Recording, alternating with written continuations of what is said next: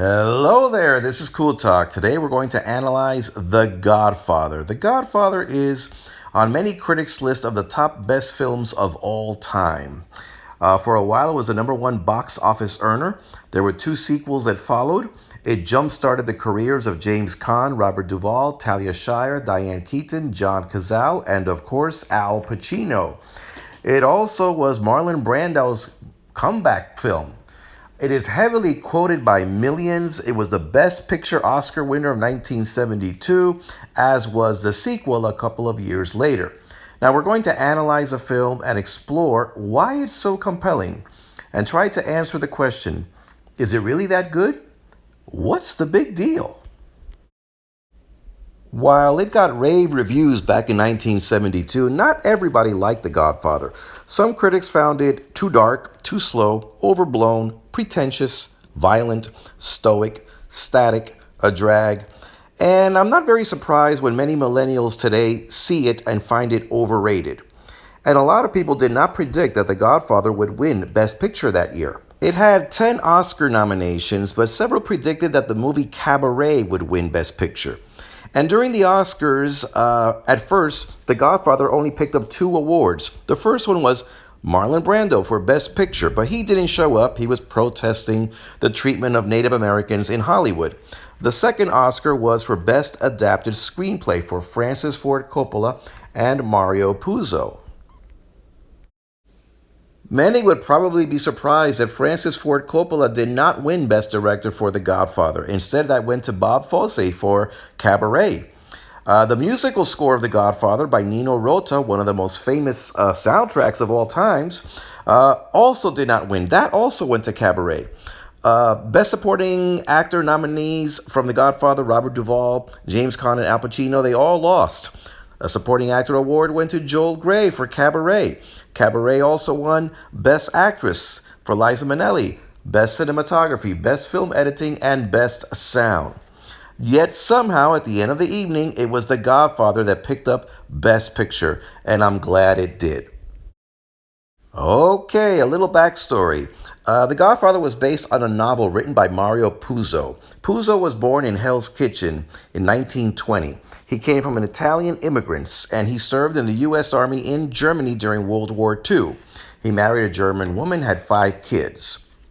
Puzo became a writer. He published a couple of books that received critical acclaim, The Dark Arena, The Fortunate Pilgrim, but unfortunately, he didn't make a lot of money. He was broke and in debt when he decided to write a bestseller. It took him 3 years to write the book, The Godfather. He had to do a couple of other things because he only received a $5,000 advance. He finished the book in 1968, went on a vacation with the family, came back home, and was shocked to find out that the publisher had sold the paperback rights of The Godfather for $410,000. That is over $3 million today. Puzo was ecstatic. He had never seen so much money. But he didn't get a lot of money from the upcoming film adaptation. You see, when Mario Puzo was still broke, he sold the film rights of The Godfather to Paramount Pictures for $12,000. And there was an option that if the movie was ever made, he would get $50,000. Now, his agent told him not to sign that deal, but he was broke at the time, and not knowing that the book would become a bestseller, he took the money.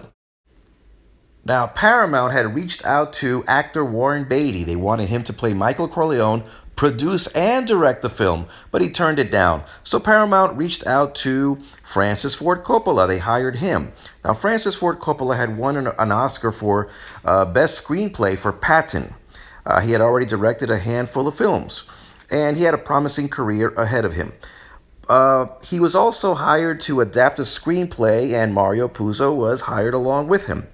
Mario Puzo had never written a screenplay in his life, and he was a bit intimidated. Now, Francis Ford Coppola, young at the time, he was, I believe, 29 or 30 years old, he didn't cave like Mario Puzo. He fought with the studios every step of the way. Paramount wanted to update the Godfather story from the 1940s to the present day, at the time, 1970s.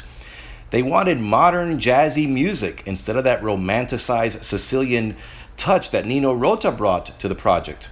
Paramount wanted to cut costs, so they did not want to film any scenes in Sicily.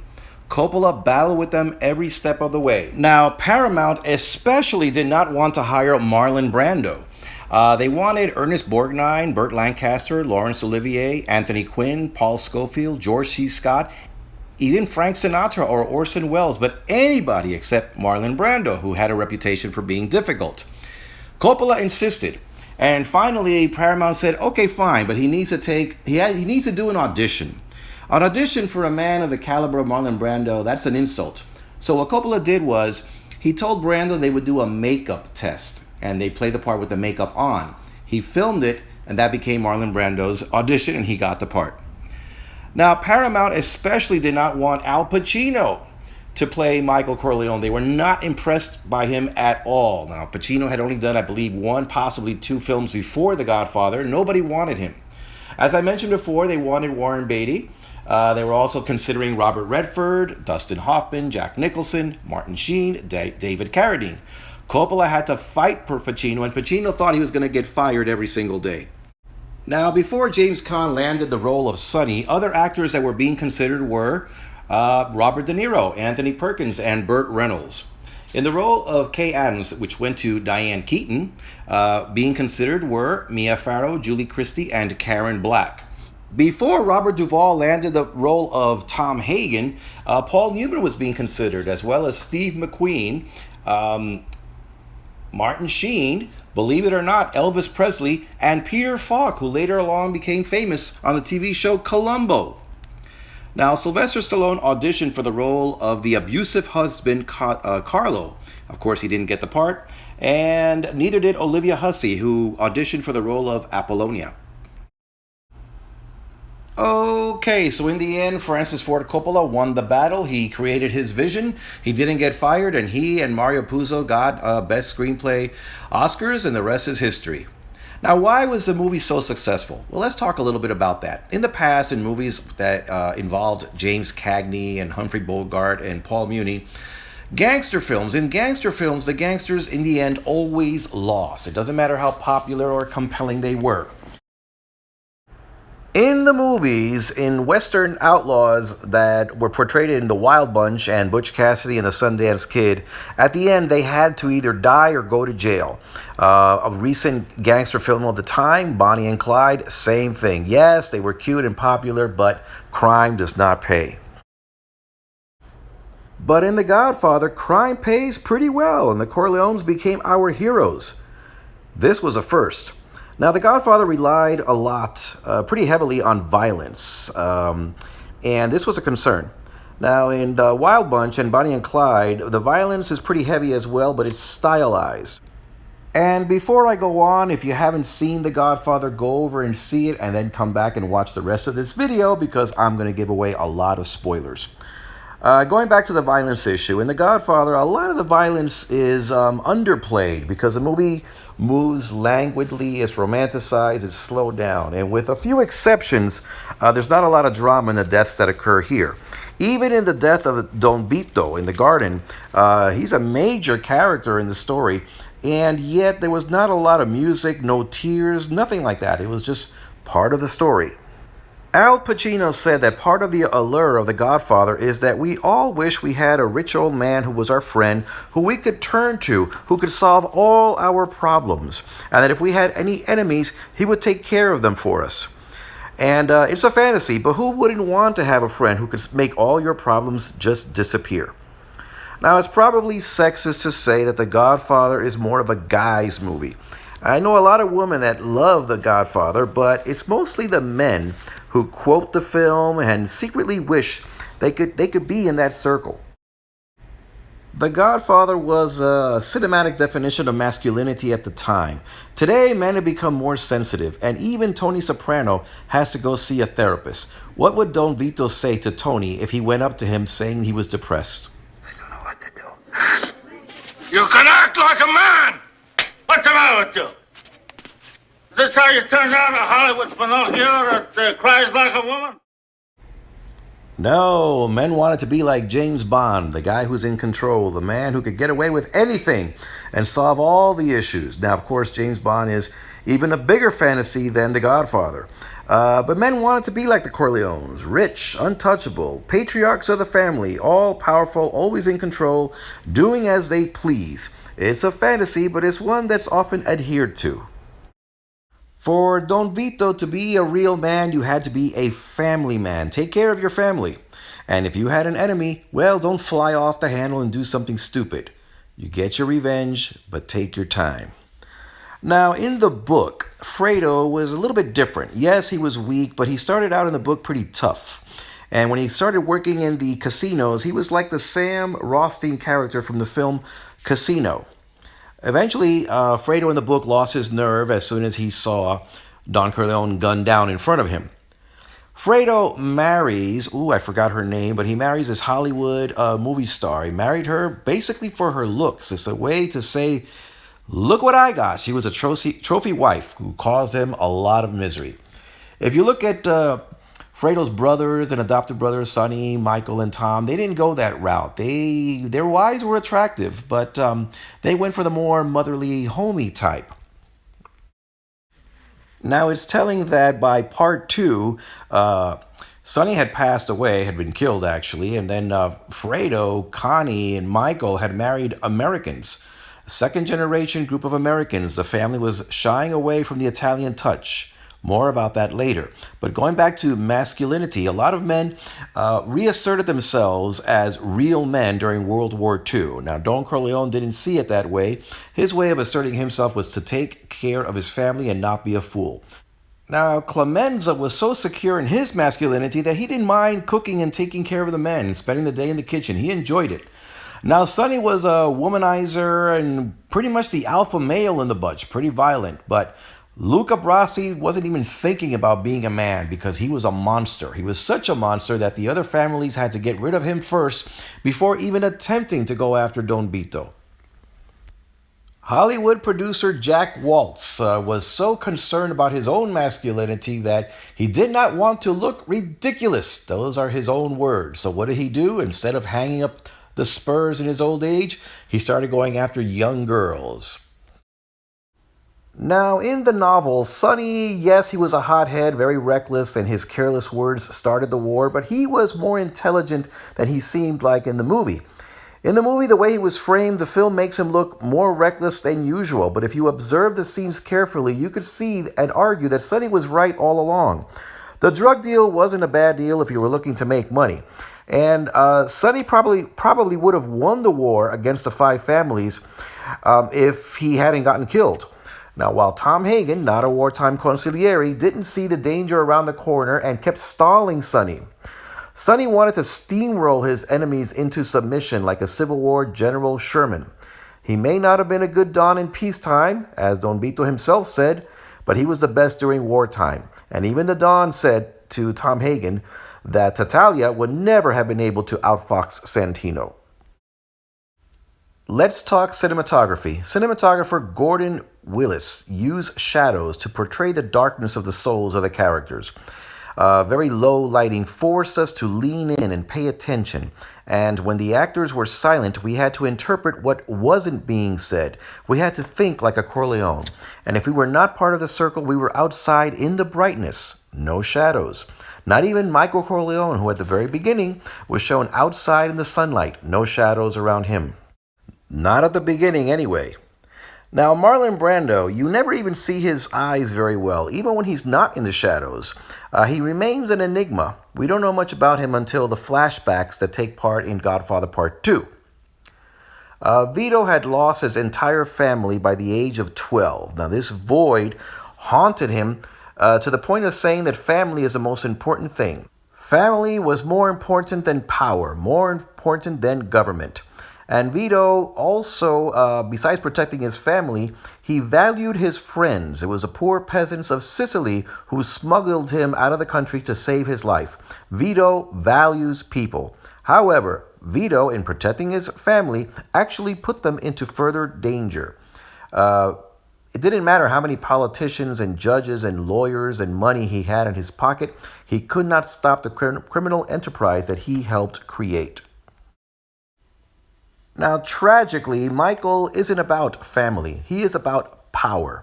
Having grown up without dealing with poverty or the lack of family, he doesn't value what he has until he loses it.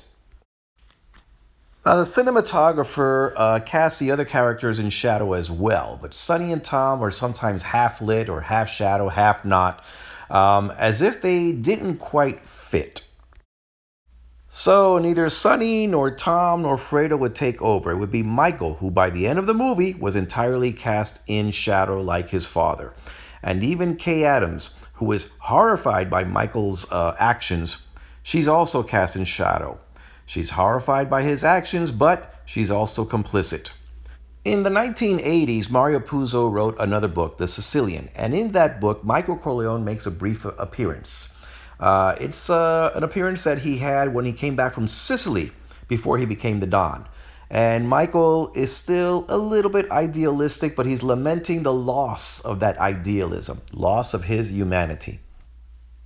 There are very, very few overhead shots like this one in The Godfather. There's one scene where the camera zooms out to introduce Don Vito Corleone at the beginning of the movie, and then halfway through there's a zoom out as well where Michael begins to assert himself and take control. But for the most part, the camera stays still. It's placed at our point of view and sometimes the character's point of view. But the camera is static, stuck in one place, as if we were sitting in the room or following a handheld camera that followed the characters but just slightly. The camera really doesn't move very much. And then near the end of the film where Don Vito dies, the camera doesn't move that much either. In other films, there would be a lot of dramatic music, close-ups, dramatic acting, many tears. I mean, a major character had just died, right? But in this case, no. The camera sits there and it just observes. Don Vito by this point was old, tired, and the more you observe the final scene, the more you admire Marlon Brando's interpretation. Even when he lifts his arm to call his grandson Anthony, he makes the movement seem exhausting, perhaps signaling what's going to come next. Now, when they were making the movie, it was Brando's idea to put a piece of orange in his mouth to playfully scare the little boy, chasing him around and then collapsing. The choice of using the orange was Brando's idea, but Coppola loved it, saying, "Yes, the Don will die as a monster." And speaking of oranges, much has been said of how oranges in the movie represent evil. But in part one, this was purely coincidental. Coppola decided to run with it in parts 2 and 3. Al Pacino's approach to the role was very, very subtle. He was cold, he was calculating. There was a character arc being played out, but it was very subtle and very precise. Al Pacino had been a stage actor at this point. He, on TV, did one episode of NYPD. In Me, Natalie, he did one cameo that lasted literally about 1 minute. Then in Panic in Needle Park, that was his first starring role in what was an independent film. If you look at the scene where he's deciding to kill Salasso in The Godfather, all the acting is done through his eyes, and it's amazing. He was about to be fired. The producers didn't like what he was doing until they saw this scene. Everything is there. He's trying to keep his face immobile, but he can't betray the emotions going through his eyes about the step that he's about to take.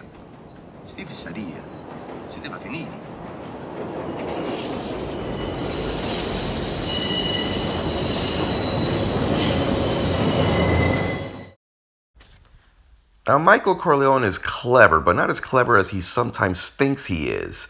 In the scene where he speaks to Apollonia's father, he seems to manipulate the old man, professing love and marriage to Apollonia, while at the same time giving out subtle little threats. But the old man is no fool. He accepts the situation, but he knows what's going on over here. He doesn't have much of a choice, but he's no fool either. He insists on family gatherings over the weekends, and he kind of holds the cards. Tragically, we know how this all turns out for Apollonia. In another scene, when Michael returns from Sicily, he seeks out Kay. He proposes marriage, but his words sound hollow, devoid of emotion. He is no longer the young, playful suitor that she once knew. Now, Kay is not fooled by all of this. She knows what's going on, but she wants to believe him, so she gives in because she wants to, not because he talked her into it. And after the wedding and the kids, Michael kind of dismisses her.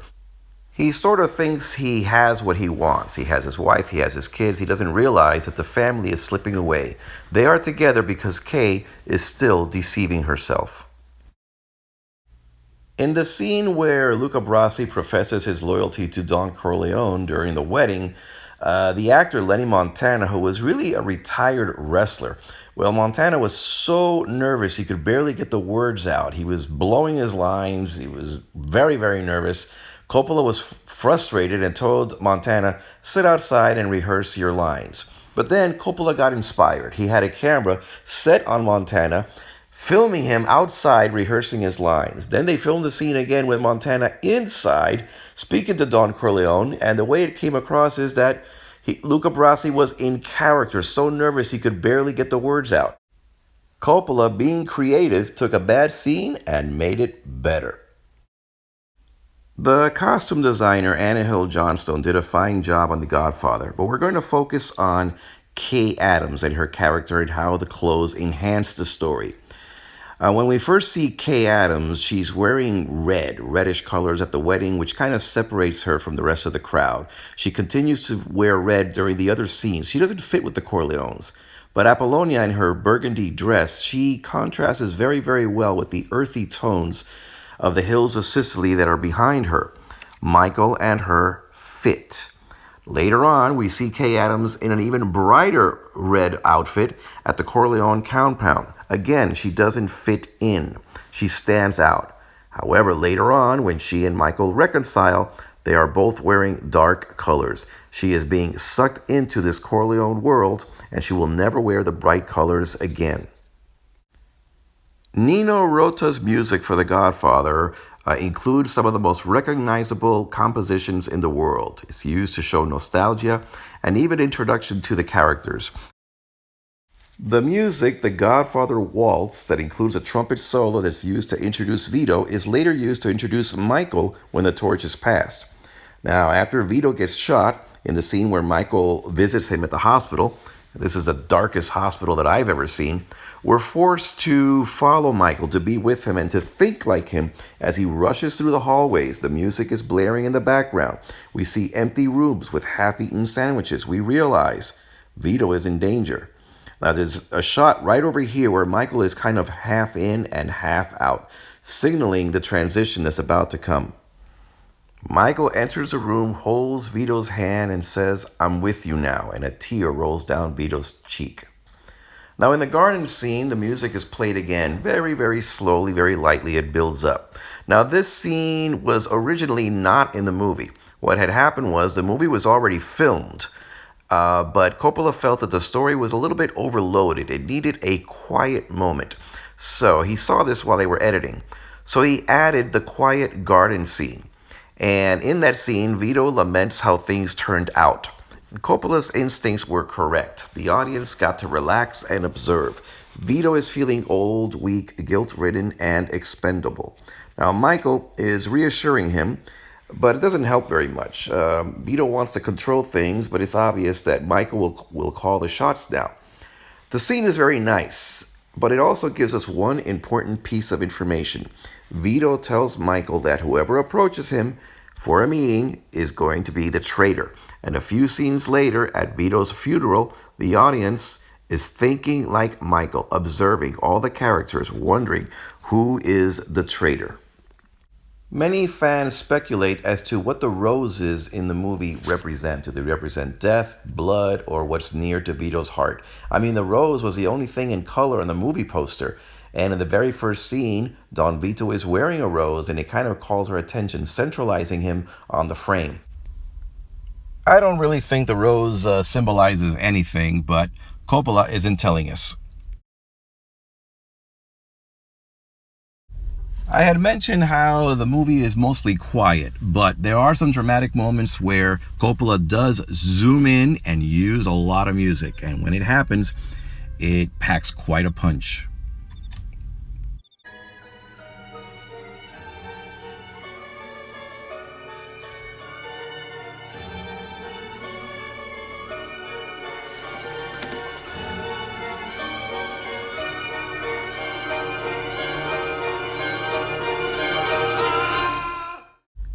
That was the first scene of violence in the movie.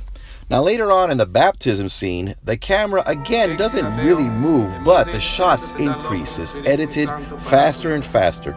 The film juxtapositions Michael holding his nephew in the baptism as he accepts God and renounces Satan, while at the same time, assassinations ordered by him are taking place all over. Michael Francis Rizzi, do you renounce Satan?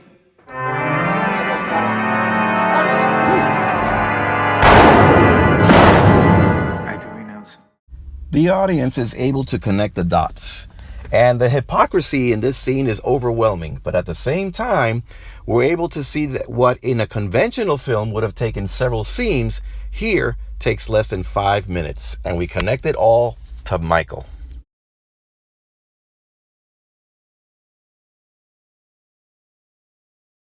I want to include a scene from Godfather Part 2 just to show the importance of family to Vito Corleone.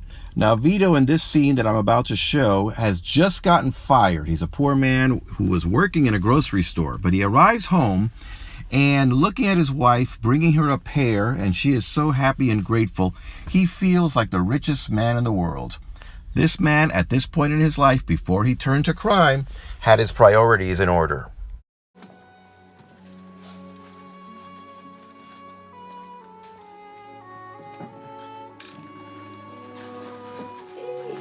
Better be.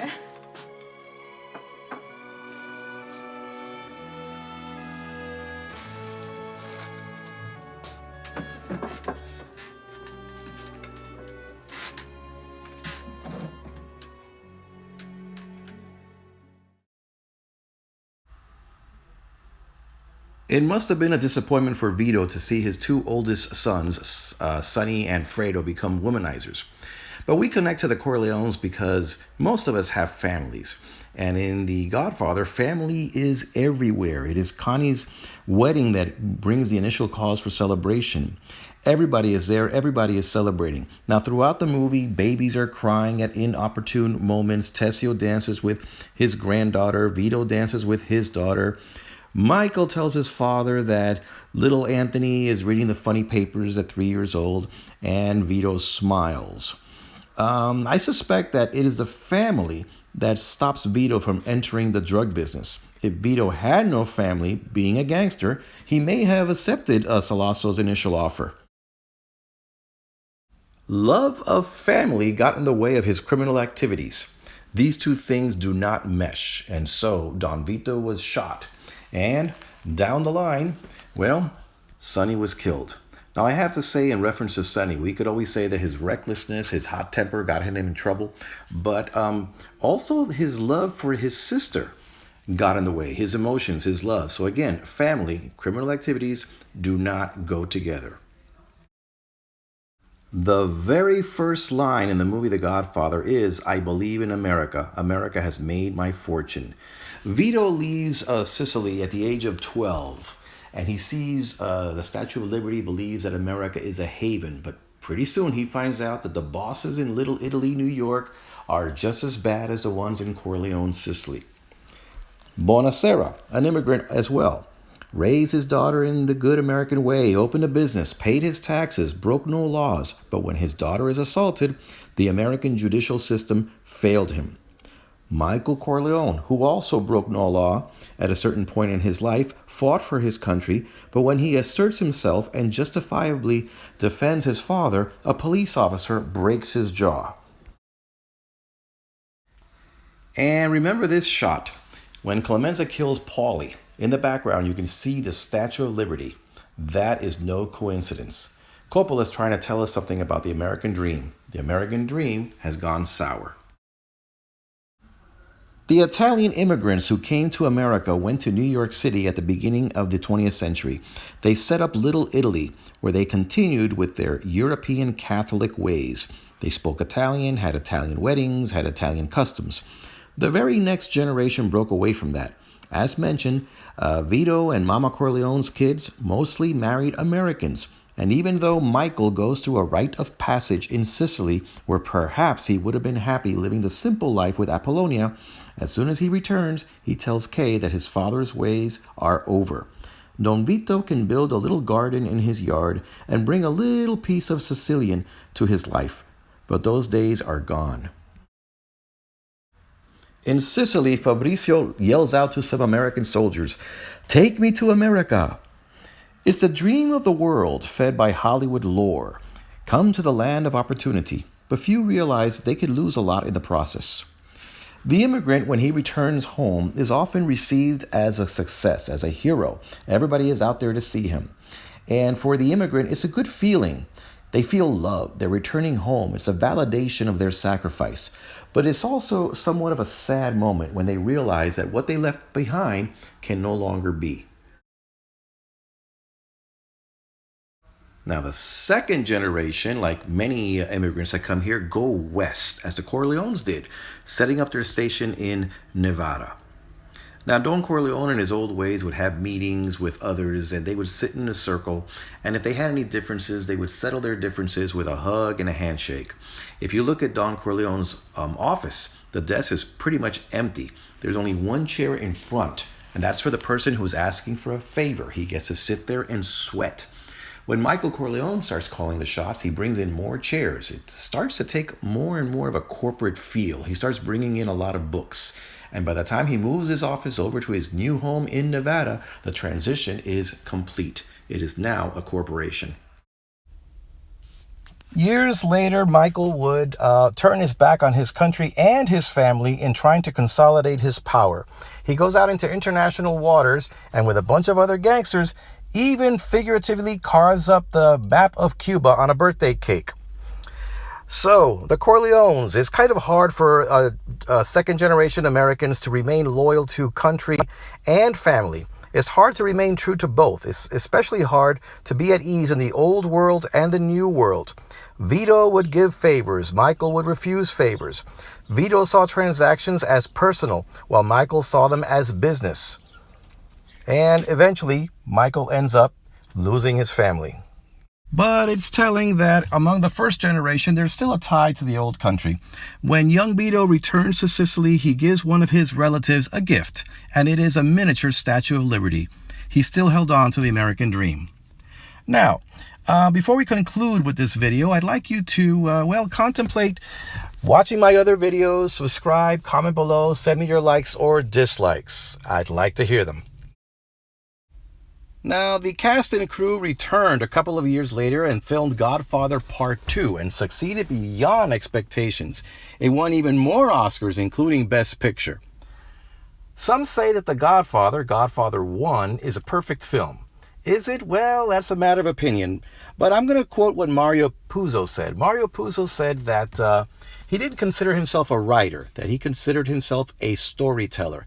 And The Godfather, yes, it did have a great crew, a great cast. It had a lot of technical achievements.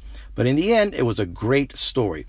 And is it a perfect film? Well, telling a story with a transition from one Don to the other, I will say that The Godfather did have the perfect ending. And we're going to conclude this video with the last scene of The Godfather and the last two words.